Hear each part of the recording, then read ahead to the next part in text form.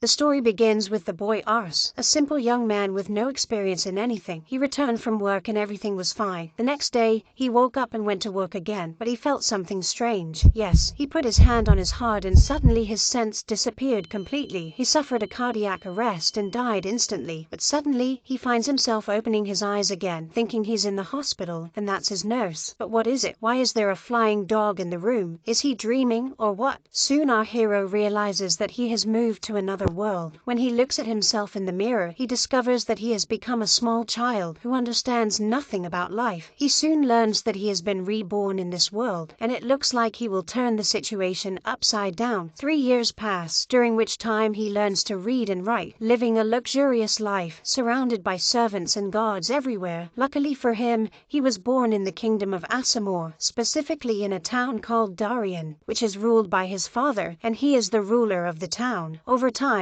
Ars descends into the training ground to follow the soldiers training himself. Meanwhile, he observes 2 soldiers training together, but one clearly assaults the other. Ars looks at him and activates his mysterious ability. Here we discover that he has the ability to evaluate, which enables him to determine the level of skills of anyone in front of him and to know his strengths and weaknesses. Ars discovers that this soldier is not talented in close combat, but he is very skilled in using a bow and arrows. He goes to him and tells him, "Why don't you try using a bow?" The soldier hesitates at first because he has never used a bow before, but decides to try it based on Ars's words. When it aims at the target, the arrow is fired and hit with extreme precision. Repeat the experiment again and hit the target again. The soldiers gather around him in amazement, shouting to him, "Oh my God!" When someone asks, "How did you know he was talented in archery?" Ars replies with a smile, "Just a feeling." After a while, Ars has lunch with his father, Governor Raven, who admires his ability to discover talent, but warns him that the coming days will be difficult, as the kingdom may enter many wars and conflicts. He is asked to prepare well for this stage, and Ars responds with approval. One day, while wandering around town, Ars notices a young man lying on the ground while being bullied by others. He discovers that this boy is from the race of the 2 kings, a race treated as slaves and sold in the markets. Getting angry, Ars approaches him and gives him food, then discovers that his name is Rhett. As soon as Ars uses his power, he is shocked. He saw supernatural abilities, perhaps the second most powerful he had ever seen after his father. After Rhett eats, he tries to leave, but Ars rushes after him, tells him that he is Governor Raven's son and wants to make him his vassal. Rhett refuses at first, but when Ars promises him that he will get the food he dreams of if he joins him, he changes his mind and accepts. When Ars asks his father to allow Rhett to live in the palace, the ruler strongly refuses, especially when he learns that he is of the race of the 2 kings. But Ars insists that Rhett has terrifying abilities, and one day he may be as powerful as his father. The governor quipped, "This is nonsense. I'll test it myself, and if he can touch me just once, I'll let him join us. But if it fails, I don't want to see it again." Ars agrees to the challenge, confident that Rhett will succeed, despite the huge difference in strength between them. The fight begins. Raven attacks hard, while Rhett tries to dodge his blows, but realizes he's facing a real monster. Rhett takes a blow that knocks him down, but he looks at Ars and remembers his confidence in him,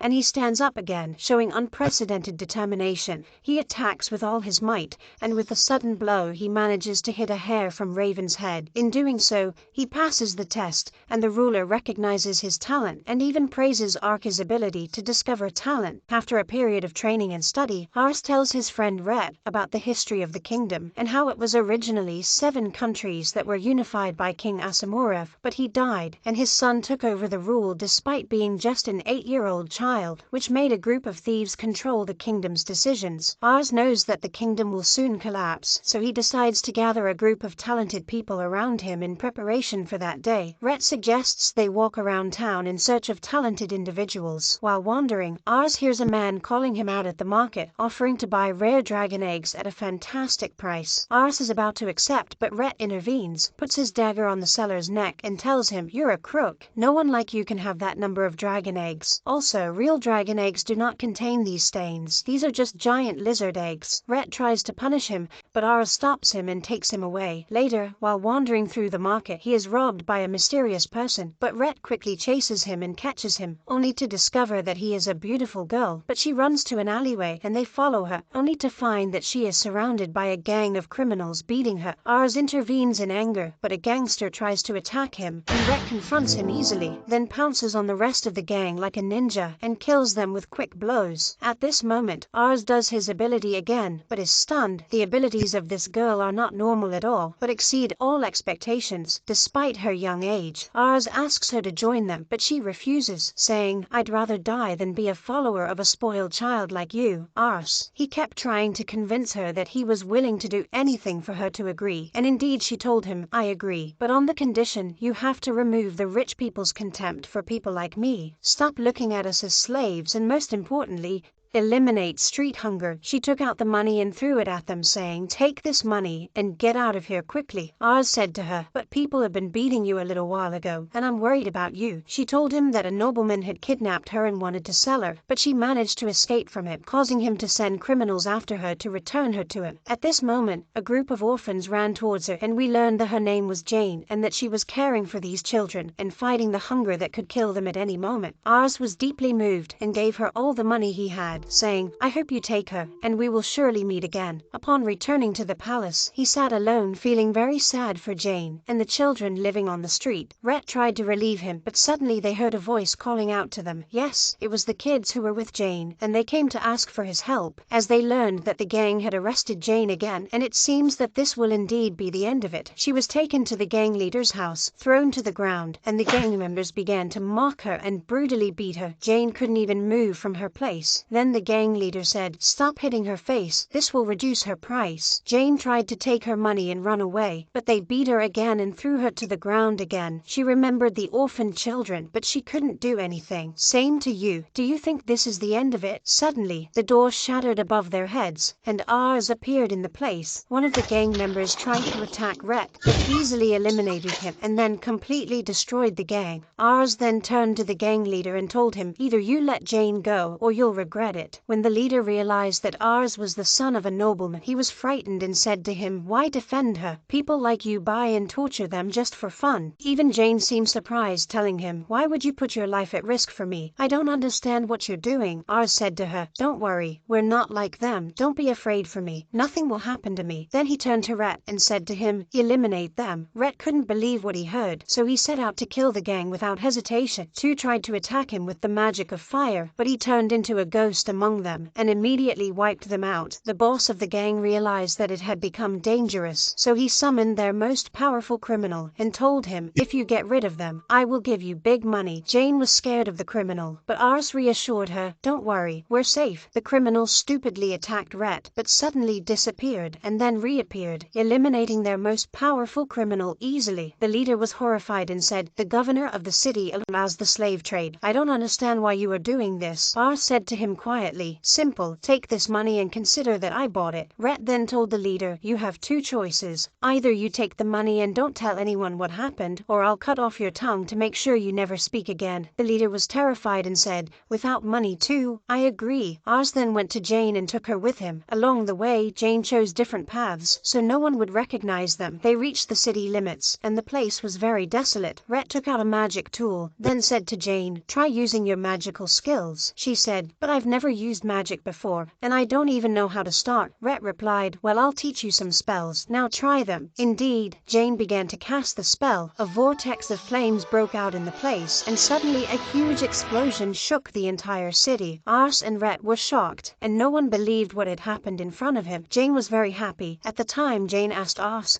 "Will you provide me with food and shelter now that I have joined you?" Ars said to her, "Yes, and you will also get a salary." But Jane refused, saying, "I don't want a salary. I just want you to send any money to the orphan children. They have no one but me to take care of them." She then thanked him for everything he had done for her, and promised him that she would do her best to help him. When they arrived at the mansion, Raven met them at the door, and when he saw Jin, he refused to let her in, saying, "What is this? Do you intend to include a vagabond in our team?" Ars then asked him to see Jane her power, and she showed off her magic in front of him. When he saw her incredible power, he told her, "Your room is inside, on the right." Years passed. 3 years later, later, Raven came back from a battle telling them, "We won thanks to Jane." Yes, the girl has grown up, her strength has evolved into a super imaginative, and her presence in the team has turned the tide of any battle. We also learned that Ars now has twin brothers. At that time, Reet called Ars and told him that there was a family of very skilled fishermen on the border of the village. Ars was very happy, and he took Rhett and Jane with him, and they went to them quickly. Suddenly, they saw a pig running around, and then one of the arrows hit it, and it was hunted. The two hunters ran towards them to apologize, as the arrows were not supposed to be fired in the presence of people nearby. Ars looked at them and realized that they were exactly the target they wanted, the family of fishermen he was looking for. He went with them to their house, where their father gave them food, and was very happy that Ars, the son of the village governor, had come to them. Ars wasted no time, but asked them to join his team to become village soldiers. The father was very happy and said to his children, "Finally, your dream has come true. By the way, the one on the right is called Mark, who is the eldest, and the one in the middle is called Atos, who is the younger brother." Then the father tells Lars, "I'm really proud of you despite your age. You are talented and strive to preserve the village, unlike Zane." And when he asks him, "Who is this?" he replies that he has a younger son who is almost the same age as him, but he is a failure, a coward, and has no pride. At that time, Zane enters to greet them, and he is very shy. As usual, Ars does the assessment skill on him, and he asks, "What exactly is this?" His strategic skills have reached the rank of S despite his young age, but his intelligence is beyond imagination. Ars is surprised and asks Zane to join them as well, so the young man thinks that he will enter into wars and fights, as he is afraid of his imagination in the first place, so he refuses and runs hiding in his room, closing the door on himself. The father then apologizes to Lars and tells him that Zane has always been introverted and has been sitting alone since his mother's death, and that, unlike his brothers, he is a failure and a coward. Ars tells him, "Shut up, you don't understand anything. Your son has a talent that deserves full respect." He enters Zane's room and tries to talk to him. The young man is scared at first, but Ars notices that he likes to read, so he tells him that if he joins them, he will take him to their palace library, which contains all the books he wishes. Zane says to him, "Okay," and in fact he takes them and goes home, and then says to Jane, "After that, take Mark and Ottos to the training place," while he takes Zine and takes him to the library and tells him,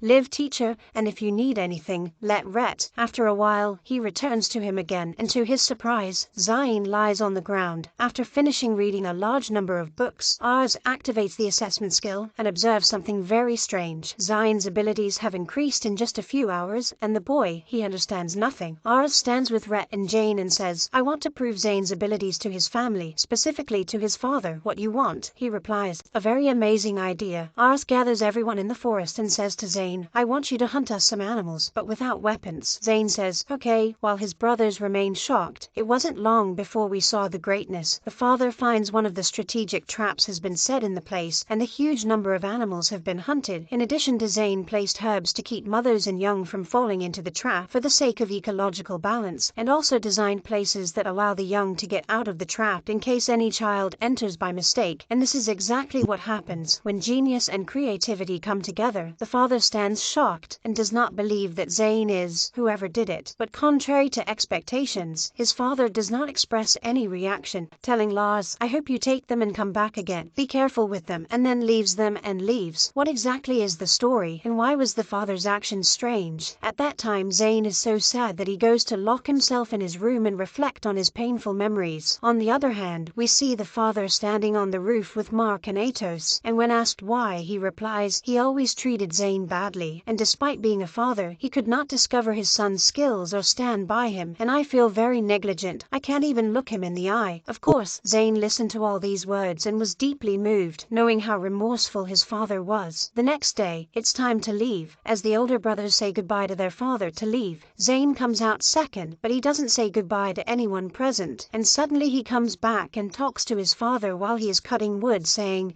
"You never fell short with me, but you didn't give me the opportunity to prove myself, and I promise to make you extremely proud of me." When the father hears these words, he is very moved and bids farewell to his son as well. At that time, the brothers gather and thank Ars very much, promising him that they will do what they can to help him him. Years pass. Ars has grown up. King Raven is tired, and we know that they will get into battle within the next 2 days. Because the town's governor is dead, the king is not such a thing, but the governor, and what is important is that the ruler abdicated to his youngest son from the rule, and despite the approval of the eldest son, some villains have caused strife and ignited a war between them. The neighboring town is helping, and it is impossible for corrupt rulers to send their soldiers for the purpose of occupation. Raven wanted to extinguish the flames of war in this way, but suddenly he gave up all of that and told Ars, "I want you to prepare yourself for your speeches." Ars replies, "There is no time for that right now. The world is on fire, and it seems that you are about to say goodbye. Prepare yourself, son. No more time," says Raven, and he agreed with the nobleman to send his daughter to the palace so that she could get to know Ars. The young man rushes into the team saying he has a big problem, and when they know that Raven wants to get engaged, they rejoice in him. Suddenly, the maid reports the arrival of the bride's procession, and in fact he goes out to receive her outside, and frankly finds her like a daughter of the moon. For example, her name is Lisa. When Ars activates the assessment skill on her, a voice appears indicating that the girl has high diplomatic abilities and is not the worst ambassador, but he doubts her intentions and thinks about who exercises authority over her. Lisa talks to Ars in a very nice way, and then they sit down to eat together. She thanks him for the warm reception and hospitality and asks him to walk with her outside the town. When he tells her it's raining and she thinks she can't go out, she tells him count to 3, and suddenly the rain stops and the sun rises again. Ars is surprised and thinks that Lisa is controlling the weather, but later discovers that it was raining when it came, and when she saw the clouds, she was able to calculate the time of the rain disappearing accurately and brilliantly. Later they go out for walks together in the village, and suddenly we find 2 people embracing, and at the same time Jane and Jane reach them, and Jane wants to solve the problem in her own way, but Lisa prevents her, so she goes to them and solves the problem completely in less than seconds, which amazes Ars. After the day is over, they come home, and that night Lisa says to him, "If I ask you a question, would you answer honestly?" He replies, "Absolutely," and then asks him, "What is the main reason why you might love the one in front of you?" He gets a little confused, but answers, "The thing that makes me love the one in front of me the most is not to be a liar, not to hide anything from me," because he still doubts her. Lisa says to him, "I promise I won't hide anything from you." Then you let go and go. In the evening, he goes into his room to sleep, and when he lifts the lid, he finds Lisa in front of him, and he gets a little scared and screams, and she tells him, "Calm down. I wouldn't have been able to sleep if I hadn't asked you another question." She pours him tea and says, "Give me what you have," and then continues, "I want to know your opinion honestly," because she's sure something went wrong and can't understand why he behaved with her this way. Here, Ars admits to her the truth, saying that he can in a certain way discover the skills of others, and that her skill in diplomacy is beyond imagination, but he cannot determine whether she acted from her heart or used it for a particular end. Lisa rejoices and tells him, "I promise you will completely change your mind about her," expressing her feelings for him and admiration for his intelligence, stressing that he will have a bright future. Then she marries him first, then leaves him and goes on her way. After a while, he returns home, while Ars communicates with her through the letters. He shows his attachment to her and seems to have fallen in love with her. Ars and his team then meet with Raven, whose health is deteriorating at a time when he tells them that the governor of Maison is about to die and that the war will flare up within days. It should be noted that the province to which their village belongs, and more importantly, all the villages and cities in the kingdom of Maison, will be divided into 2 groups. One supports the elder brother, the other supports the younger brother, while Raven believes that the elder brother is to rule. The elders of the cities are scheduled to hold a meeting soon in which they must attend, but Raven feels exhausted and is gripped by the disease. After a while, the governor of Kenry sends a letter setting the date for the meeting, and Ars decides to take Brett and Zane and attend the meeting on behalf of his father. When he arrives in Canary, in front of the castle, the soldier who sees the invitation is astonished. "A child like you, what brought you here?" After entering the castle, the lieutenant governor meets them. Ars activates the assessment skill and realizes how adept he is at planning and making decisions, and that this deputy was the most suitable place for him. When Ars enters the base of the meeting, he finds 2 city governors, and he feels nervous at first, but settles down when the man shows a good side and gives it to him, saying, "Finally, I have grown up and are attending meetings." On the other hand, the barrel-like man could not tolerate Ars at all. Then the governor of the city of Canary, named Anumir, enters to thank them for coming and tells them that they must be fully prepared starting today, as a war will break out in the region within days, and they must control it and defend their people, in addition to supporting the elder brother in taking over the affairs of the kingdom of Maison. Then the meeting ended, and we found Governor Anumir standing in front of Ars, reassuring him of Raven's health, saying that he was proud of him and his team, and that they would make a big difference on the next battlefield. And then he was gone, but that was not in the presence of the man who could not bear Ars, and I will tell you why. At first he is Lisa's father, and when Ars found out, he was shocked. He said to him, "I am wrong because I trusted you. My daughter became depressed because of you, and I sent you messages for several days without showing any interest." Ars replied, "I was writing a letter to send her, but I had to stop because of the problems that hindered me from my father's illness, wars, meetings, and other problems." The man added, "Lisa got attached to you a lot, so take care of her," then left him and left. When Ars returned home, he sat down with Raven to brief him on what had happened at the meeting, and he was very proud. After a while, we found Ars and Ret training together, and during the training, Ret admitted that Ars is a bit weak. He only has the skill of evaluation and no other, because he is very afraid of any fight, even if it is only training, which he may lose in the next battle. At that moment, Zane received a letter from Governor Anumir ordering him to move the soldiers immediately because the neighboring province of Said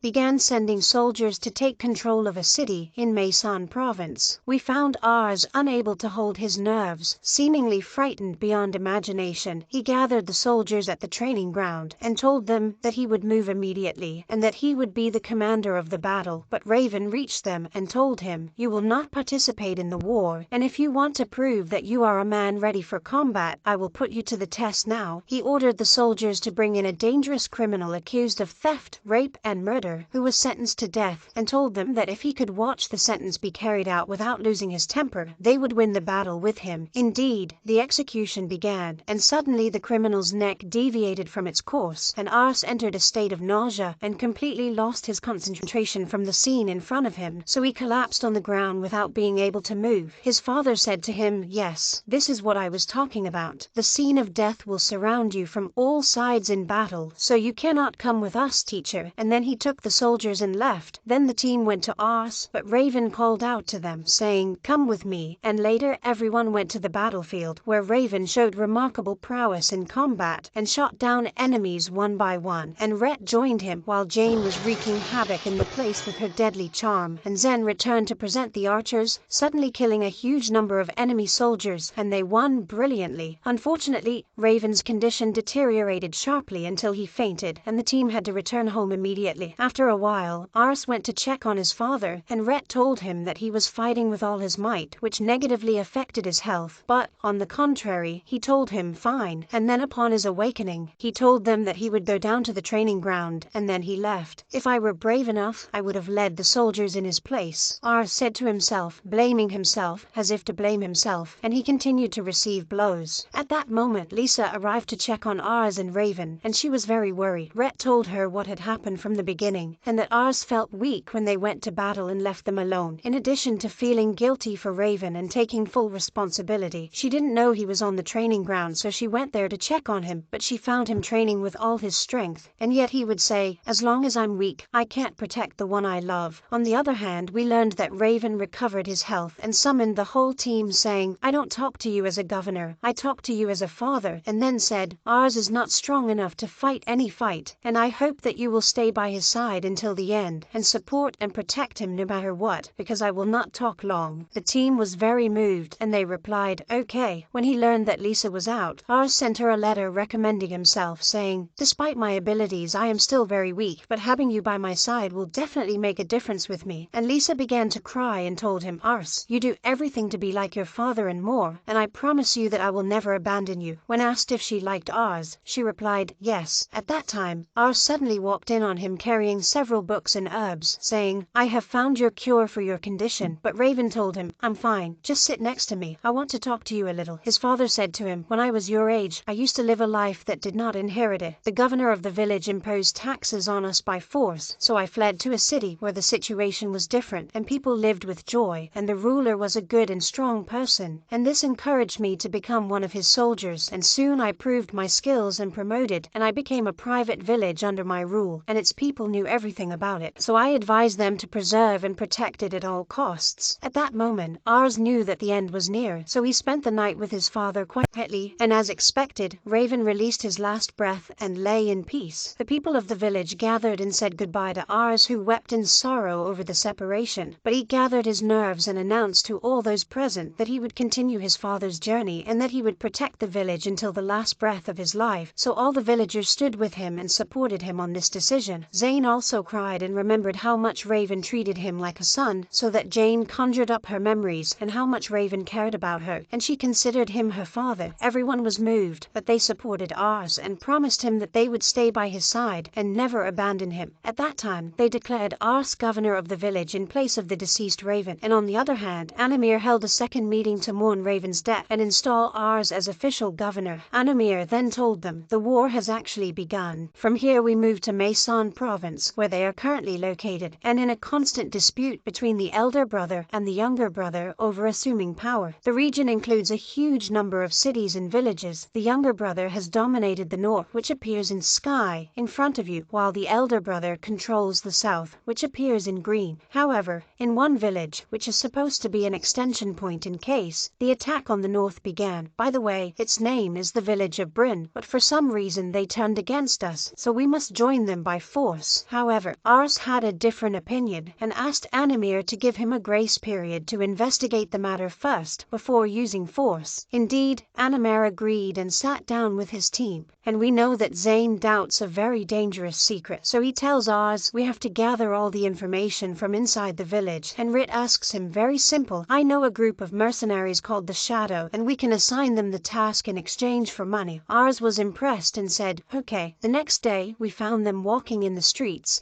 and we know that Ars has established an orphanage of the highest standard, and Jane visits the children there constantly and gives charity with a large part of the care salary of the home. Everyone will be happy with this achievement. Suddenly, someone heard him calling Ars, and it turned out that Lisa had come to greet him, and she was very happy with the house and kept playing with the children all day. In the evening, Ars sat down with Lisa, and they told her that she had to leave because Ars had had an appointment with the Shadow Mercenary Group, assigning them one of the missions. Lisa replied, okay, when do we walk? Ars replied, from now on, I'm with you wherever you go. Even if you're going to Mars, I won't leave you. The next day, they took some of them and arrived at a bar in the north of the city to meet the Shadow Group. Rhett told them that the old leader of the group had died and that there was a new leader who was said to be stronger than the previous one, so they should be very careful. Finally, they arrive at the bar, and when the man tells them that the place is finished, Rhett tells him the password and he is allowed to enter, and we notice how dangerous the place is. Bar said, sure, their leader has the highest abilities, and he activated the evaluation skill on it, but he couldn't determine. Suddenly, a girl came and said to them, what are you drinking? Ars was surprised and said to himself, this is higher than the highest skills I have seen in my life. He is the leader of the Shadow Group. So Ars paid attention and stood to wash his face to reduce his tension, and suddenly he was fixed in the room. Then the leader of the Shadow appeared as a boy at the end and said to him, how did you know I was the leader of the group despite all the disguise? Suddenly, the Shadow Commander's dagger was hit, and Rhett intervened to save Ars at the last minute, and Lisa walked in saying, I think that after you are exposed, you should carry out Ars's mission completely. The Shadow Commander smiled and said, I have a second plan. I can eliminate you all without anyone noticing. And Rhett replied, simple uncle, in front of you, it's over. It's already difficult for us, and he wants us to get rid of it. The commander said, I first want to know how Ars revealed me, and that's when they learned that Ars had the skill of evaluation, and therefore was able to detect him easily. Lisa also learned from Ars that this was the leader, and when she was afraid, she informed Red of it. When asked to gather information about the village of Brian, the commander said, very simple, in exactly 5 days, I will gather all the information about this village for you. Ars was impressed, and 5 days later, Ars and Rhett went to the leader, whose name we know was X, and he said to him, well, you've done the job. They learned that he not only did the job personally, but also managed to obtain a very dangerous document from inside the governor's house, and he told them, and when Ars opened it, he found that it bore the seals of the cities and villages supporting the younger brother. Look to the right, said X, and Ars Rhett was amazed, as this was the seal of Massa, our biggest ally, and their presence with us would completely determine the fate of the war, as Massa has the greatest power in the region, which means that Massa is betraying them, and therefore the village of Breen refused to join Big Brother. Of course, if soldiers are sent to the village, the city of Massa will strike a fatal blow against them, and the massacre will begin. At the same time, thanking X for his effort, he took Rhett and Zane and went to Animir and handed him the document, and they read the story and found out that they had been betrayed. Animir then saluted Ars for his intelligence and tremendous effort, and handed the document to his deputy. Suddenly the deputy said that the document was genuine, and all the seals were original except for the stamp of Massa, as an old stamp belonging to the city of Massa came and compared them, and they concluded that the younger brother had deceived the governor of the village of Breen to join him. The biggest surprise was that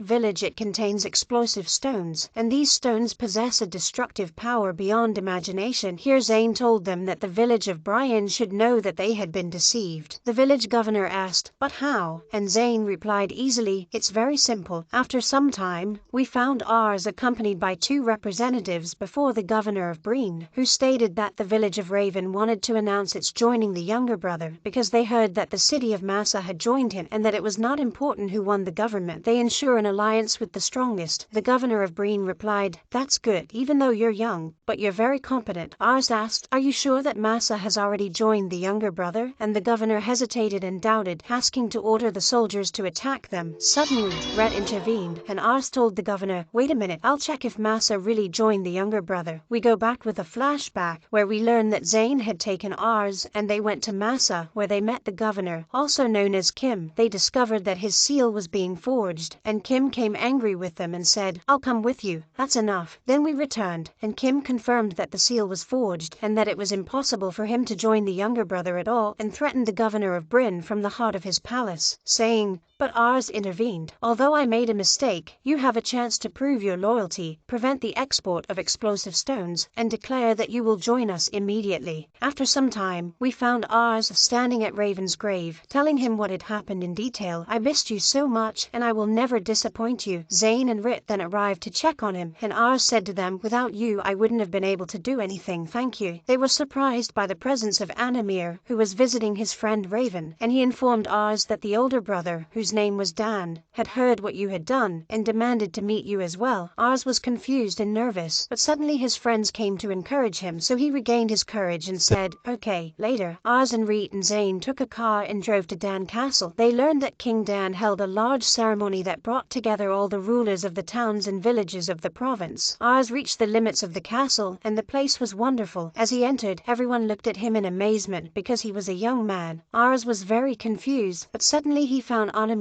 welcoming him and rushed to him and greeted him. And Animir began, "Ours is introduced to the people as the governor of the village of Raven." And Ours regained his self-confidence and some of his joy. Meanwhile, everyone stopped because King Dan went out to receive them. Then Dan came out, and he was so luxurious, and when Ours put the assessment skill on him, he said, "How can these abilities be higher than the highest abilities I've ever seen?" Dan then welcomes them and gives a motivational speech to the rulers, telling them that he will declare Maysan an independent kingdom after winning the war against his brother Mark Jr. Everyone encouraged him to do so. Suddenly, King Ours called out to Ours and said, "Come by my side here," and Ours was a little confused, but his friends pushed him towards him. When the king approached, he thanked him very much and praised his mighty intelligence and his ability to discover the deception of his brother Mark the Little, and asked everyone to applaud him for the achievement he had achieved. Soon after, Ours merged with those present, but when he felt tired, he went out to refresh himself in calm air on his own. At that moment, someone spoke to him, and suddenly it turned out to be King Dam. Ours trembled in fear, told him, "Don't worry, I want to talk to you a little, because I know you have a strange ability to discover other people's skills, so I would like to ask you about the abilities of my allies." Ours thought a little, and since he used the skill of evaluation on the wise without making mistakes, he said, "Their abilities do not even reach the level of soldiers. They are very weak." Dan replied, "He lived on you. I know they're very loyal, but none of them has a special ability at all. I'm going to borrow one of your team members." Ours Dan asked, "What speech made me join your brother?" "I'm kidding you, but I want to tell you that we have a strong army and abundant financial resources, but we lack the skills that you and your team have. You are a great addition to us," Dan replied. Then he said, "If only I could find a talented person, bring him to me personally." The surprise was that he intended to appoint him as president of the city of Canary, which is of Anumir origin, and of course Anumir would retain a greater position in the kingdom. "I'm confident in you and your team," Dan stressed, then said goodbye to Ours and walked. Shortly after, Ours and Rit were found at the Shadow Chief, and there Ours asked the Shadow Chief to look for highly skilled people with them, saying, "If you help me, ask for whatever you want." The Shadow Boss agreed, and it took a while for a woman in a difficult situation to beat the Shadow Boss. When When he told her they were closed, she explained that she did not intend to stay with them but was looking for work. One of the gang members came out screaming at her and wanting to get her out, but the shadow leader acted wisely. He sat down with her and gave her food. On the other hand, the woman identified herself as Mary and said, I tell you, I was working with the governor of Mason province before he died, and when conflict broke out between his sons, he left them and walked. The shadow leader replied, you came at the right time. Then the scene moved to Ars, and suddenly a maid entered on him and told him that someone was waiting for him outside. And when he went out, he found the leader of the shadows standing in front of him with Mary, and he said to him, I have brought you your request, sir. Rhett told Ars, are you sure she's talented? Don't go back behind me. The shadow boss replied, then left them and walked. When Ars activated the evaluation skill on her, he said, I would love to tell you that I was shocked by her level. Mary, her abilities exceed the level of creativity and arguably a little smarter than Zane, and her diplomatic skills are higher than Lisa either. She is a combination of strength, intelligence, and cunning. Then he asked her, are you going to work with us? Rit replied, she refuses, especially after we learned that she was an advisor to the governor of Mason before his death. Rit added, I have heard dangerous talk about her. In addition to that, she has a younger brother who is the right-hand shield of King Dan's brother, and she is easily able to convey their news. Elsewhere, Mary said, you are stupid and exactly the same thinking as my brother. Tell me, what are you going to do? Will you work with me, or am I looking for work elsewhere? Ars thoughtlessly told her, congratulations, and then brought her into his team, while the rest of the team was completely opposed to her being with them. Shortly after, Rhett opened the door to Ars and told him, I have crossed the line, and Zane would enter crying for Mary, who had been sleeping all day, and when she was bored, she would come down to make fun of them in the training ground. Zane was deeply insulted as Mary took him to a remote location and ran after the dogs without anyone knowing why. Suddenly they heard a terrifying explosion shaking the entire place, so the soldiers prepared for a possible attack on the village, but the situation was that Mary and Jane were standing still. Mary was betting on who would destroy the place first. Everyone noticed that they wanted to kick her out quickly, but Ars announced to them that she would prove her efficiency. Mary said, I have an idea. Let's make a challenge between us, and if I lose, I promise I'll leave. Took the word seriously and said, let's get started. Ars gathered the soldiers and explained that they would be divided into two groups.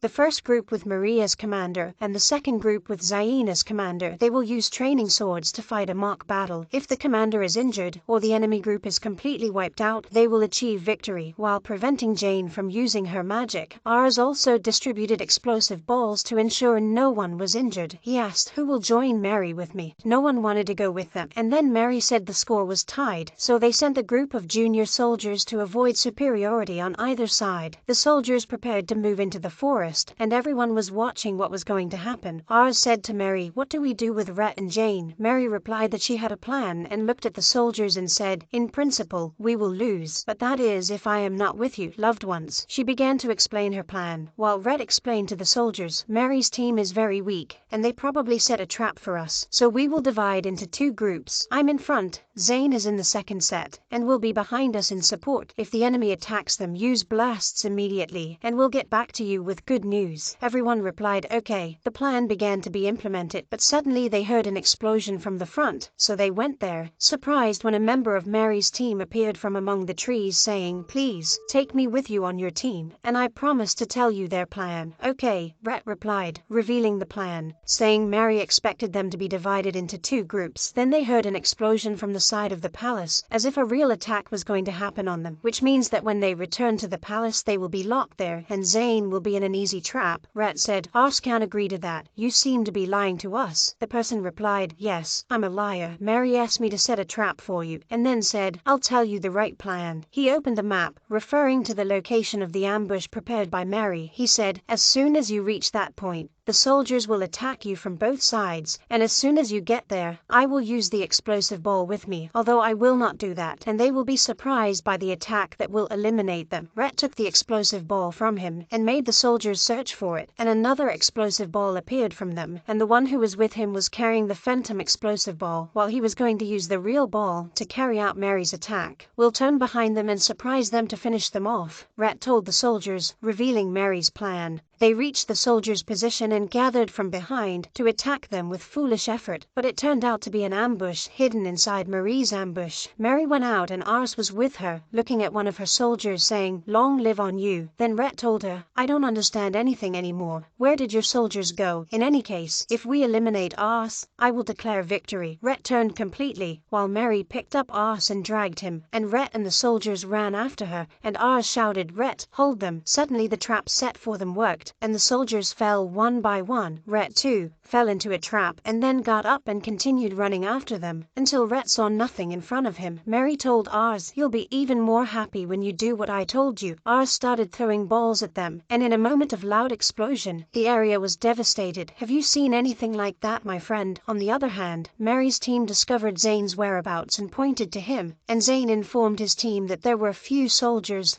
and that they would be able to eliminate them easily, but the rest of the soldiers appeared from all directions and surrounded them, which meant that Mary faced Rhett and his team alone. At that moment, Jane took Zen and quickly fled while the soldiers set off behind them. The situation returned to Mary, who seemed very happy and told Ars, "We won." She continued, "Look, Jane has fallen and Zane is trying to escape, but the soldiers force him to go in the same direction as Mary, and Zane is only 2 steps away until he meets Mary, as she was already targeting him." Suddenly, Rhett discovered her plan and told her, "It's impossible to get to Zane." Mary replied, "Don't worry, he's going to get to us now." Then Rhett tried with all his might to eliminate Ars while Zane was on Mary's goal, and suddenly Rhett hit 2-second explosive balls. Dust filled the place and everyone gathered waiting for the decisive moment. Indeed, Mary won, and Mary's team came home celebrating their victory while Rhett's face and disappointment pervaded his team. However, Rhett said, "Despite the weakness of our teams, you won brilliantly." Ars then apologized with Zane to Mary, and they welcomed her into the team. Mary explained that if there had been a real battle, she would not have had a chance to win because Jane did not use her abilities, and Rhett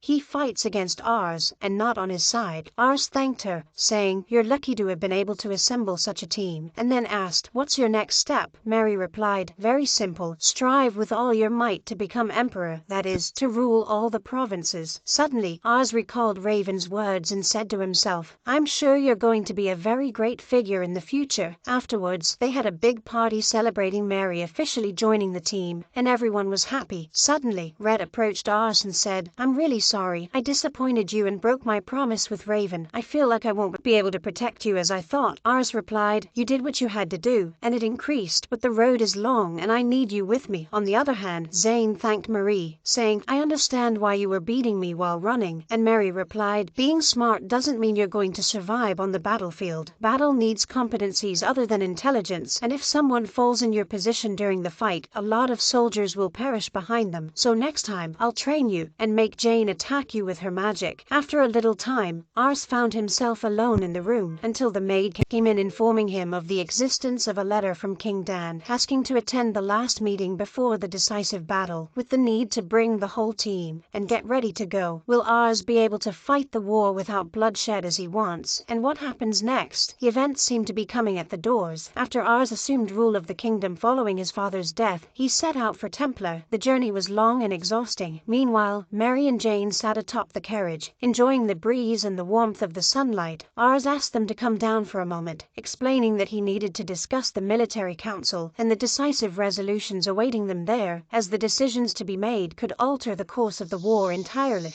The others tried to ease his burden, inviting him to join them and rest for a while, to step away from the relentless pressure of thought. Reitz remarked that the war might last longer than they anticipated, and that it was essential to clear their minds before the coming confrontations in order to endure what lay ahead. Along the way, they caught sight of the sea in the distance. Jane exclaimed with excitement that it was the first time she had ever seen it. They approached it and she impulsively drank from it, only to spit it out the moment she discovered its overwhelming saltiness. Mary laughed, saying she had grown accustomed to seeing many places and that she understood the feeling of discovering a new world far removed from the battlefield. Ars promised them that once the war ended, he would take them on a true journey, without weapons, without worry. Zane pointed out the abundance of fish, evident from the movement rippling across the water's surface. Overcome with enthusiasm, Jane suddenly charged toward the sea in a spontaneous outburst. Her behavior angered a man nearby, prompting them all to burst into laughter and quickly leave before the situation could escalate. Soon after, they arrived at the Lord's castle, where the nobles had gathered. Ars was received with condescending glances, for he hailed from the countryside rather than from an ancient prestigious lineage. At that moment, Lumiere appeared, visibly pleased to see him amid the tense formal atmosphere. Elsewhere, Karan approached and was surprised to see Mary. She explained that she had previously refused to work with him because she did not wish to entangle herself in the labyrinth of politics. However, she had chosen to serve Ars because she had felt at ease with him from the beginning. She even stated openly that she considered him a better lord than Karan, in her own view. Some of the nobles rebuked her boldness, yet Karan merely laughed, remarking that she had not changed and that he was glad she was present. Another noble intervened, accusing her of potential espionage. Given that her relative Thomas worked under X, Karan defended her, pointing out that her experience might grant them deeper insight into the enemy's movements, especially considering her distinguished service under the former Duke.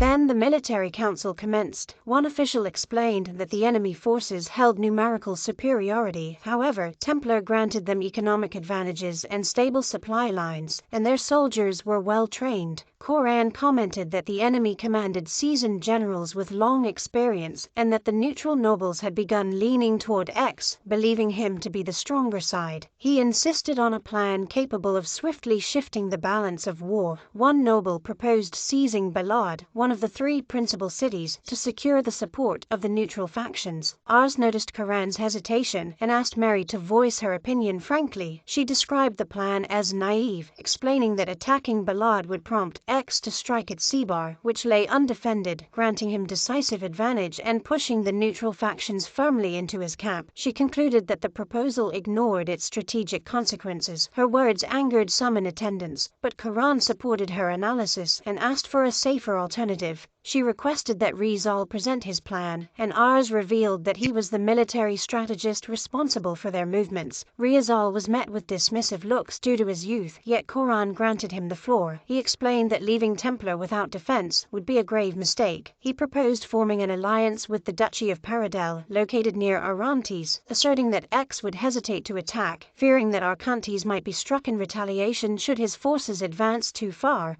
The nobles objected, claiming that Paradel would never agree to such an alliance. At that point, Zane intervened, suggesting the involvement of a third party through an indirect bribe to the emperor. Some rejected the idea, citing the emperor's wealth. However, Reitz pointed out that the emperor was no older than 17 and that his followers effectively governed in his stead. It was likely, he argued, that they would accept the offer. Karan was impressed by the strategy and resolved to implement it. He entrusted Ars with full oversight of the operation, as the proposal had originated from his retainer. Karan pledged to cover the expenses and ordered Lumiere to support Ars with all available means. As Ars left the hall, he felt the piercing gazes of hatred and suspicion trailing behind him, yet he swore to himself that he would succeed. No matter the trials awaiting him, he would not disappoint Koran. He would prove to them all that he was worthy of standing among them. After the council concluded, the tension eased slightly. Ars gathered with his team in their own way, soft laughter breaking the weight of decisive resolutions. Mary affirmed that if their plan succeeded, Ars would surpass the other nobles, and none would dare belittle him again. He hesitated for a moment, fully aware that failure would place him in grave danger, but his followers reassured him that they would stand behind him until the very end. Jane wondered how they would negotiate with the emperor. Ars explained that Reitz might succeed in such a task, yet the widespread prejudice in the capital made sending him an uncalculated risk. Mary admitted that she wasn't particularly skilled in negotiation, so Jane suggested seeking the help of Lisha, whose calm demeanor and intelligence in dealing with those in power made her well suited for the role. Soon after, Ars headed to Lisha's residence. She welcomed him with a sincere smile, while Hammond greeted him warmly, though concern over the war's developments was evident on his face. Ars wished to speak of the plan immediately, but Lisha insisted they share a meal first and discuss matters calmly afterward.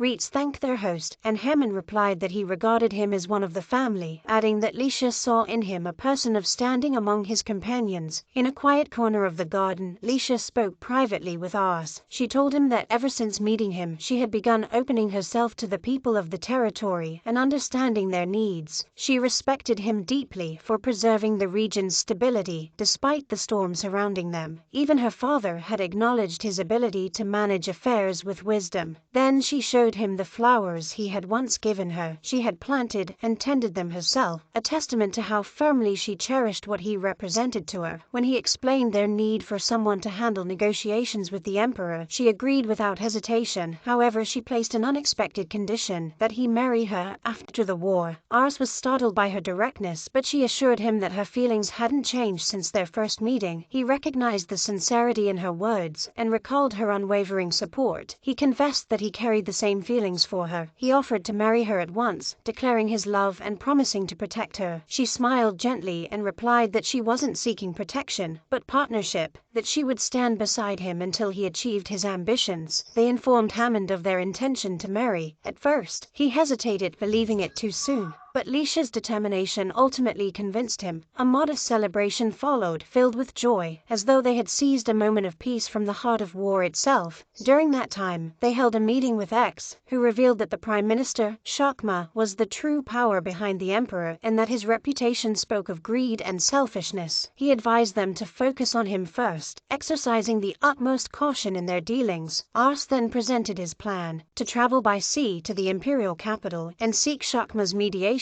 before initiating negotiations with Paradel, with Lycia personally leading the discussions. Mary remarked that their youth might diminish their authority, but Lycia explained that she would bring Lumer along to strengthen their position, as her presence would lend political weight that couldn't be ignored. Mary sighed with a trace of jealousy, remarking that she herself was more deserving to be Ars's bride. Jane objected with clear emotion, reminding them of the danger of their current stage and that they stood on the brink of a decisive war. Yet Mary dispelled the tension, praising Jane's talent in magic and asking to learn from her. Jane was moved by her sincerity and agreed to become her teacher. Zane smiled quietly, observing that Lycia possessed the subtle ability to influence others with ease, reaching her objectives without arousing suspicion. In the end, Ars asked Jane to accompany them as a personal guard on the sea voyage, considering it a rare opportunity for her to see the world beyond the boundaries of war. She paused for a moment, then agreed with enthusiasm, ready to embark on a new experience. The carriage set off once more, and within minutes, exhaustion overcame Jane, and she drifted into sleep. Leisha merely commented that such fatigue was natural on a journey this long.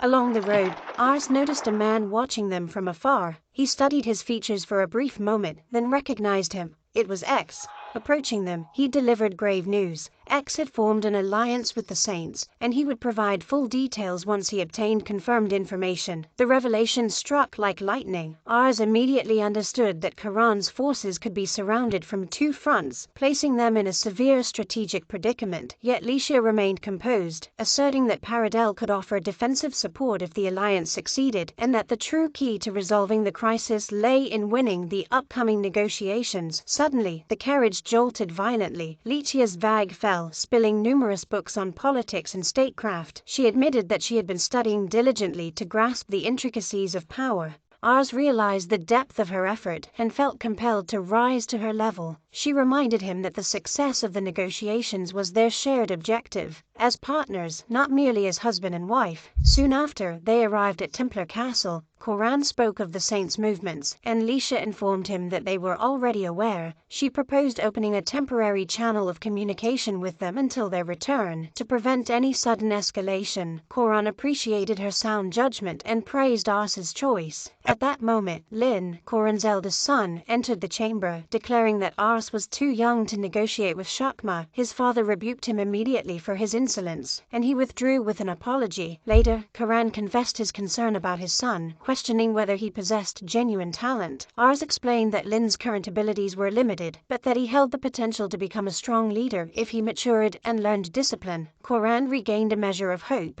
At the harbor, Ars purchased a simple gift for Lisha, and she vowed to cherish it. They boarded the ship, and Ars thanked Lumiere for joining them. However, to his surprise, Lin appeared among them without permission. He declared that he had reached adulthood and wished to participate. The situation troubled Ars, yet he didn't object. Jane delighted in the sea during her first voyage, while most of the others suffered severe seasickness. Even Lin, who tried to maintain his composure before ultimately collapsing in full view of everyone. Suddenly, they spotted men adrift in the sea and rescued them. The moment Jane offered water to one of them, he seized her as a hostage. In an instant, she burned his knife and immobilized the others with a swift incantation. The men were bound, and Lin rushed forward, demanding their execution under the assumption that they were pirates. Ars intervened and questioned them, noting that their weapons were nothing more than fishing tools. They confessed that they were fishermen crushed by debt after a financial crisis struck the empire, forcing them to attempt theft in order to feed their families. Ars decided to provide them with goods to sell in exchange for gold, considering it an interest-free loan to be repaid once their circumstances improved. Lin doubted them, but Ars asserted that trust could sometimes forge loyalty more effectively than punishment. He released them, and Jane expressed her hope that they would find an honorable path once more. At last, they arrived at the imperial capital. They were met with streets crowded by the homeless and scenes of misery, while the nobles' mansions rose nearby in extravagant luxury. Ars grasped the vast chasm between poverty and wealth, realizing that the flaw within the system ran deeper than he had imagined. Noticing his distant expression, Lisha informed him that she would withdraw to prepare herself thoroughly for the negotiations ahead. The following morning, Lisha appeared in an elegant new dress she had purchased in the capital. Ars was surprised by the sudden change, but she merely offered a calm smile, assuring him that every detail served a purpose. They entered the palace to meet Shakma. Ars activated his appraisal skill and sensed sharp intelligence and relentless ambition. He immediately understood that this would be a difficult confrontation. Shakma wasted no time and asked directly what compensation he would receive in exchange for mediating with Paradel. Before Alicia responded, they recalled the agreement from the previous night. Their maximum budget was 2,000 gold coins, but they would begin with 500 to manage the negotiations strategically. She offered 500. Shakma laughed, demanding 5,000. She raised the offer to 800, then 900, while he remained unmoved. When he made as if to leave, she concluded firmly 1,000 gold, stating that this was the absolute limit of their resources. He studied her for a moment, then agreed. Suddenly Lin intervened emotionally, revealing that their true budget was 2,000 gold and insisting they pay it in full. Shakma immediately realized they had concealed the truth. He deemed it deception and cancelled the agreement at once, declaring that if they wished to resume negotiations, the amount must exceed 2,000. Then he departed the chamber. Ars felt as though everything had collapsed. He reprimanded Lin for his recklessness, yet Lin remained convinced that he hadn't erred in defending the honor of his nation. Lichia followed Shakma and apologized for the disorder, but he refused to return to the table. At that moment she took a decisive step. She removed the dress she was wearing and declared that it was worth 500 gold. His attendant examined it carefully and confirmed its value. At last, Shakma was persuaded. He agreed to mediate with Paradel, though he warned them against any further mistakes in the next phase. They returned to the inn. Ars admitted his concern, but Licia explained that what had occurred was calculated. Her goal had never been to push the price to its lowest possible point, but to secure a definitive agreement. She had known Shakma wouldn't be satisfied with 1,000 gold. He had been seeking an excuse to raise the amount. Lin's outburst had given him that excuse, forcing her to use the dress as a contingency she had prepared in advance. The result, they secured the mediation without exceeding their budget. Jane admired her intelligence, while Lin viewed the entire affair as unacceptable deception and stormed out in anger.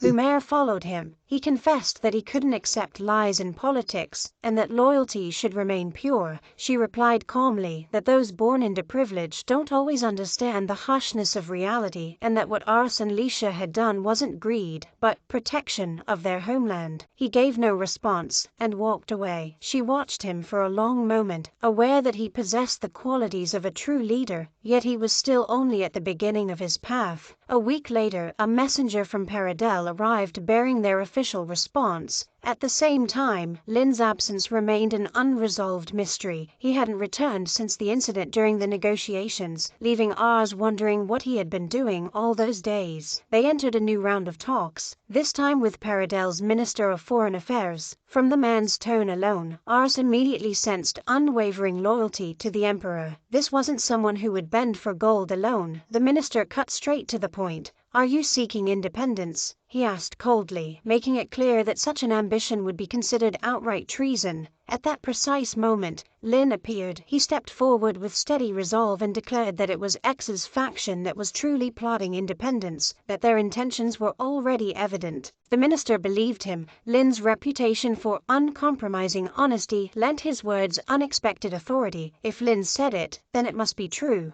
The minister's perception shifted. He concluded that X was the disloyal one, and in the end he agreed to an alliance with Mixion. Back at the inn, Ars was still stunned by how swiftly the tide had turned. Licia explained calmly that the credit belonged to Lin. His intervention had shifted the axis of trust in their favor. In political warfare, perception was everything, and Lin had delivered the decisive blow. It was then revealed that Lin had visited Licia the previous night, apologizing for his recklessness during the meeting with Shakma. He confessed that he finally understood. Their deception hadn't been for personal gain, but to protect Mixion. He asked her to teach him the art of politics. Instead of charging forward blindly, she advised him to attend the capital's noble banquets. His rigid honesty had earned him widespread trust, and his statements about X's intentions had already ignited rumors across the court that X was disloyal to the Emperor. Lin felt guilty for causing such unrest. She told him quietly that acknowledging one's mistake was the first step toward growth. Later, Ars thanked him for his support during the negotiations and expressed his hope that they could work together to build a stronger future for Mixion. They returned to Sayre, where Karan welcomed them warmly. He admitted that their achievement had altered the trajectory of the war itself. However, upon noticing Lin among them, he immediately reprimanded him for leaving without permission. Lin bowed his head and apologized, declaring that he had realized he needed to learn before he could ever hope to lead. At the training grounds, Ars activated his skill and assessed Lin's status.